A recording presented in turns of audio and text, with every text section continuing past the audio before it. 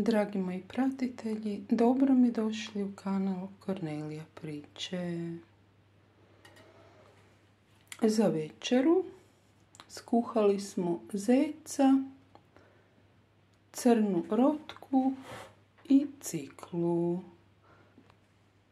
U loncu i jest ćemo za večeru sa endivija salatom. Mladi zec kuhao se pola sata. Kuhanje je trajalo nešto duže zbog crne rotkve i cikle. Do sljedećeg susreta. Bog!